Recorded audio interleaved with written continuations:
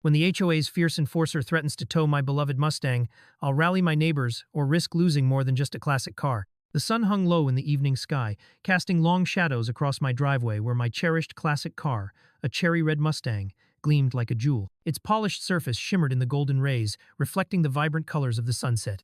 I could almost hear the soft hum of the engine from years past as I polished its hood with a soft cloth, lost in the nostalgia of Saturday night drives and the warmth of my favorite memories. It was my pride, my escape, and my connection to a more carefree time. Just as I was about to step back and admire the flawless shine, I heard her shrill voice cut through the tranquil air like a knife, slicing through my moment of peace. Brenda Hale, the Homeowners Association's self-appointed watchdog and the embodiment of entitlement, marched up my walkway with the precision of a drill sergeant. Her sharp jawline was clenched, the corners of her bitter mouth curled into a scowl. She had that aura about her a domineering sense of purpose that made her feel almost larger than life, strutting her authority as if she was the sole arbiter of righteousness in our community. Despite the warm glow of the evening, she radiated an icy chill that made the hairs on the back of my neck stand up. I braced myself for the unavoidable confrontation, feeling my heart pick up pace as she closed the gap between us. "If you don't move that eyesore off your property by tomorrow," she snapped, her voice sharp and commanding, "I'll have it towed."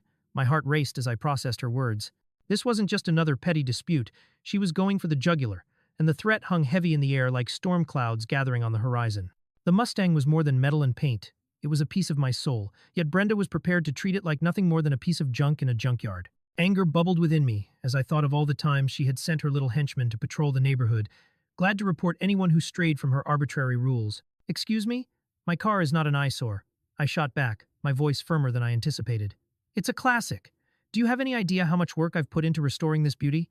I gestured toward the Mustang, the vibrant cherry red paint glimmering in defiance against her ugly words. In all the years I've lived in this neighborhood, I had held my ground against the acid-tongued HOA, but now her threats were filling me with a fury as hot as the summer sun. The arguments we'd had about street parking, fences, and even the color of my porch had led us to this boiling point. She cocked her head, a mocking smirk playing on her lips, as if she derived pleasure from my irritation. "Classic or not, it doesn't belong here if it's going to block the driveway. It's a violation of our bylaws," she replied, lacing her words with condescension. "You can't just park it here like some relic of a bygone era. Don't you care about the community's aesthetics?" Her smugness dripped from each word, twisting the knife deeper into my simmering anger. The notion of aesthetics draped in her bitterness felt surreal. I scarcely believed she could talk about beauty when she lived a life commandeered by conformity and control. As her eyes scanned the driveway, I knew she pictured a homogeneous block of beige houses lined with picket fences, all obediently adhering to her stringent vision of order. My mind became flooded with memories of my upbringing, where individuality was celebrated, not stifled. The Mustang wasn't just a car. It was a tribute to the vibrant spirit that I refused to let her extinguish. Feeling a surge of newfound resolve, I squared my shoulders and prepared to stand my ground in the face of her tyranny. "Brenda," I said, forcing calm into my voice, "this car is not going anywhere, and you have no right to dictate what I can and can't keep on my property. It's my driveway, my home." The defiance in my words felt like a curtain, drawing back the light just a bit wider. I wasn't going to allow her power to infringe on my life any longer. While I understood the responsibilities of being part of a homeowners association, I also believed that there was a lineon that hadn't just been crossed, but trampled underfoot. She rolled her eyes, the mockery in her demeanor only fueling my determination. "You'll see. You can fight this all you want, but I will involve the others. You're making this a lot more difficult than it needs to be." Brenda's threat hung in the air like the twilight shadows stretching over the manicured lawns. I felt a mixture of apprehension and defiance wash over me, igniting my resolve. Let her involve the others. I was ready to take a stand. A plan began to unfurl in my mind, a vision of how I could turn this nightmare into an opportunity. If Brenda thought she could bully me into submission, she had another thing coming. Tomorrow, I would begin transforming my garage into a showroom for my beloved Mustang, a shrine to artistry on wheels. I would turn the very essence of my passion into something undeniable and, in the process, create a space that demanded respect. Brenda wanted a fight, and now I'd give her one she wouldn't soon forget. As night fell, I paced my dimly lit living room, the tension wrapping around me like a thick fog. Every word Brenda spat echoed in my mind, igniting my rebellious spirit. I was determined not to let her win at this time. With a glimmer of defiance in my heart, I devised a plan that would not only reclaim my space, but also rally my neighbors who, too, had grown weary of her iron grip on our community. The following morning, I sent out invitations, a simple text thread that would soon flourish into a full-blown gathering. "Join me for coffee," and a showcase of my classic Mustang. I envisioned it as a revival, a space where my neighbors could gather in a celebration of individuality against Brenda's oppressive reign. As the warm sun rose high in the sky, I cleared my garage hastily, throwing aside old boxes and remnants of my cluttered life that felt burdensome alongside my pride and joy. With determination fueling my every move, I polished the Mustang until it gleamed so brightly it could rival the sun at noon. I set up folding chairs against the walls, and on a small table, I laid out refreshments, coffee, donuts, and a batch of cookies I hoped would coax a bit of nostalgia for everyone who stepped through my door. My heart raced as the hour drew near, anxiousness mingling with excitement as I imagined what today might bring. By noon, my neighbors began to trickle in, one by one wandering into the garage that felt more like a sanctuary than a battleground. The initial wave of hesitation palpable in the air melted away with each shared smile and nod of appreciation for the Mustang parked front and center. Gary from across the street admired the immaculate detailing of the engine. "What a beauty!" he exclaimed, running his fingers along the sleek chrome as if caressing a revered trophy. As the group grew, the dynamics shifted. Stories about classic cars poured out of their mouths, faded memories of fathers and grandfathers, the roar of engines, late-night drives, and the joy of being on the open road. I listened closely as they reminisced about freedom, adventure, and a time when cars were a testament to personal style and identity. In that moment, I realized I wasn't alone in the war against Brenda's stifling rules. I wasn't just fighting for my Mustang. I was fighting for a community that cherished their passions. The camaraderie revived my spirit, a vibrant burst of color amidst the drab gray of Brenda's uniform standard. Throughout the afternoon, I saw the way my neighbors rallied around me, their genuine enthusiasm enveloping me like a warm embrace. The laughter and shared stories formed a tapestry of connection that bound us in our shared disdain for Brenda's condescension. As I stood back, proudly watching my garage transform from a dull storage space into a buzzing hub of conversation and celebration, my mind began to churn with ideas for what this sanctuary could become. No longer would I allow my garage to be simply a place for a car. I envisioned art exhibits featuring local artists, weekend car shows paying homage to all our hidden gems, and a space where people could feel free to explore their passions without fear of a looming reprimand from the HOA. But just when I thought I had the backing I needed, I caught a glimpse of Brenda lurking in the shadows of the street, arms crossed and a scowl etched into her features. Her bitter presence loomed large on the periphery of my newfound happiness, an unwanted reminder that the war wasn't over yet. I wondered what she was planning, her mind likely swirling with strategies to undermine the gathering I had orchestrated. Yet for the first time in what felt like forever, I felt emboldened rather than afraid. I had my neighbors behind me, ready to stand up against her reign of terror. The tide was turning, and I intended to make it stick. As the sun began to set, casting a golden hue over my neighborhood, I began to map out her likely moves in my mind. I would challenge her antics head-on, not just with my car, but with the support of the very community she sought to silence. Brenda may have wielded her power like a sword, but I discovered I had something she did not. People willing to rally together, stand firm, and say enough. Today, I had forged friendships and birthed a fire within me that flickered brightly, a stark contrast to the cloud of doubt and fear Brenda had cast over us for far too long. My garage would become a sanctuary, a beacon of defiance against the tyranny of her HOA, and I was certain that with every meeting and every vehicle show, we would reclaim not only my Mustang's rightful place, but also the spirit of every soul that found joy in this vibrant community. Motivated by my community's approval, I launched a petition to officially declare the garage a classic car showcase under the association's very own guidelines. As I drafted the petition, my heart raced with a mix of excitement and trepidation. This was more than just a document. It was a lifeline thrown to my fellow residents, who felt suffocated under the thumb of Brenda's oppressive rules. I meticulously outlined the merits of showcasing classic cars, emphasizing community values, our shared histories, and the potential for increased neighborhood charm through celebration rather than suppression. I felt determined as I hit send on the community group message, ready to rally support behind the petition. I believed our voices intertwined could finally be stronger than her singular authority. But Brenda was not one to back down quietly. At the next HOA meeting, her fierce eyes glinted with malice as she took her position at the front of the room. As soon as I presented the petition, her response was swift and cutting, the corners of her mouth turning down in a sneer that seemed almost rehearsed. "This ridiculous attempt at legitimacy," she scoffed, her tone dripping with disdain, "is nothing more than an invitation to turn our neighborhood into a junkyard." Each word she spat hit me like a slap, igniting old insecurities as the laughter of a few like-minded board members filled the room. My chest tightened as I felt the collective energy shift, all eyes flickering between Brenda and me, waiting for my response. Anger boiled within me, a wave of indignation surging stronger than I ever anticipated, but it transformed into a flame, burning brightly with purpose. I had no intention of letting Brenda walk all over me or my passion for the Mustang. Returning home, I gathered my thoughts as dizziness from the confrontation faded into fierce determination. In no time at all, I set out to nurture my allies, inviting those who had attended my garage showcase and anyone else from the neighborhood, disgruntled by Brenda's unyielding grip. We began staging weekly gatherings in my garage, each event more whimsical than the last, from car trivia contests to potlucks, where everyone brought their own unique dish. Gradually, our mini-car show burgeoned into an enjoyable spectacle that revitalized our community spirit, attracting newcomers and avid car enthusiasts alike. As joy blossomed within my garage, I could feel Brenda's icy demeanor harden even further.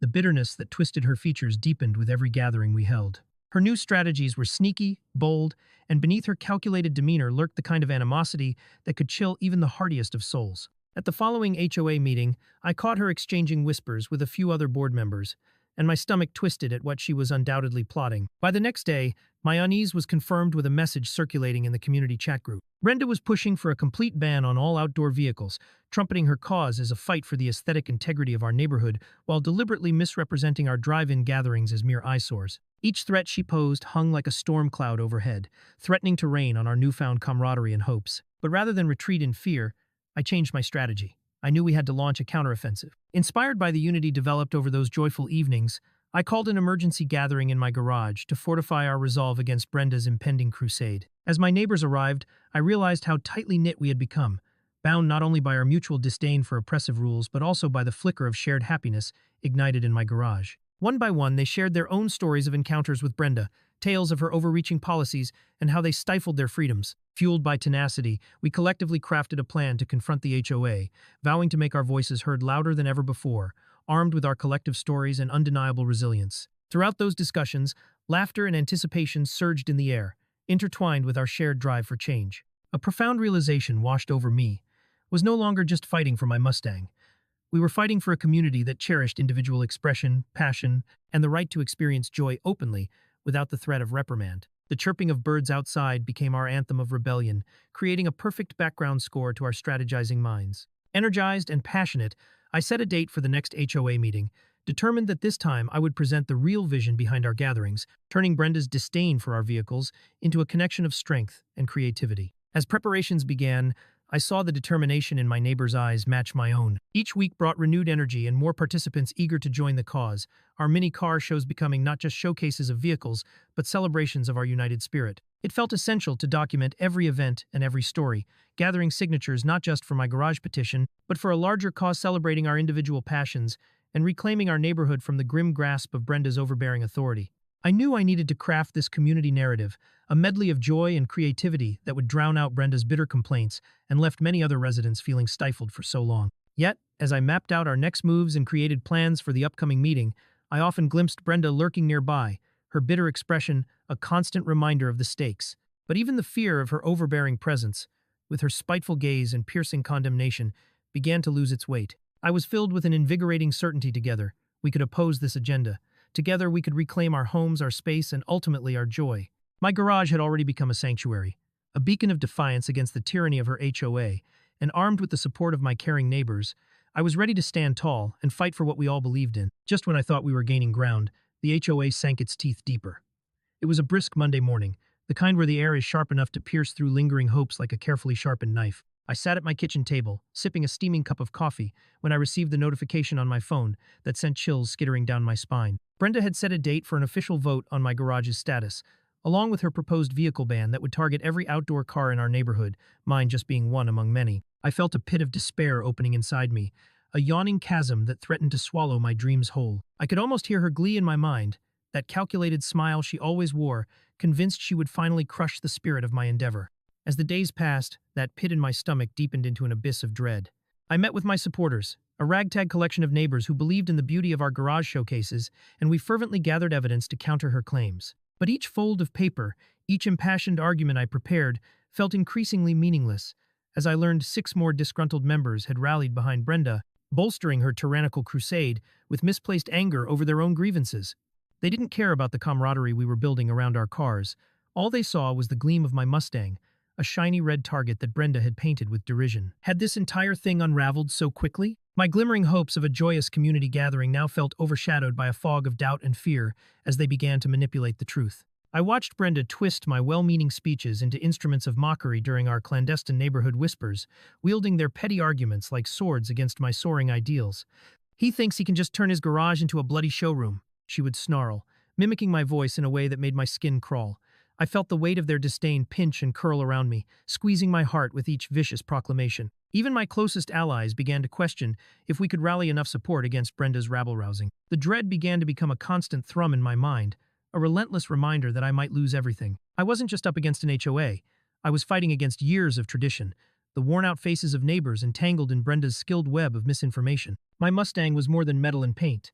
It was hope, nostalgia, and dreams piled high in every rev of the engine that had served as my lifeline through years of struggle. The thought of having it towed away felt like coming home from a long day, only to find my entire reason for living vanished into thin air, leaving only a hollow shell where my laughter should echo. In the quiet moments before I rested each night, I found myself retreating into memories, the summer car cruises, the smell of warm asphalt and the laughter echoing through the air as our vehicles patrolled the familiar roads. Those voices had been my utopia, and now they felt like distant shadows slipping away into the twilight of uncertainty. I envisioned a community built around the freedom to express our passions, a space that belonged to us and no one else. But could I coax my neighbors back from the brink? Could we rewrite Brenda's twisted narrative? Just as I began to doubt, the flicker of something ignited within me, the realization that my fight could be more than just about preserving my car. It could be about salvaging our neighborhood's spirit. So, with newfound determination, I still showed up to the neighborhood association meeting, my palms clammy with anxiety but my heart steady with the support of my friends. The room filled with discontented glances as I stepped up to address the group, surrounded by frowns and furtive whispers. I could almost sense Brenda's anticipation, her vendetta peeking through sharp features. With steady resolve, I recounted our gatherings and how they had transformed my garage from an ordinary space to a vivid celebration of nostalgia. I invite all of you, I said, voice shaking but unwavering, to remember the joy we can share, the way our lives intertwine, not just by the grass we maintain, but the passions we uphold. The murmurs in the room shifted, faces lit with flickering moments of connection, even Brenda's expression faltering for just a split second. But, as the meeting progressed, I felt her unyielding commitment to her agenda breathe down my neck like a cold wind. I understood all too well that she wouldn't rest until she deemed my dreams extinguished. Even with the whispers of support fluttering around me, I could sense a thick wall of resistance slowly reestablishing itself. As the meeting drew to a close, I realized Brenda had garnered more than just numbers. She had also seized narratives, painting herself as the neighborhood guardian trying to protect us from the scourge several classic cars represented. Meanwhile, I felt that unfamiliar weight in my chest evolving from despair to resolve, refusing to yield to the grip of her narrative any longer. It dawned on me as I gathered my things to leave I was not losing this battle yet. My hope wasn't extinguished. It was simply transforming. I knew we had to find a way to shine brighter than her shadows.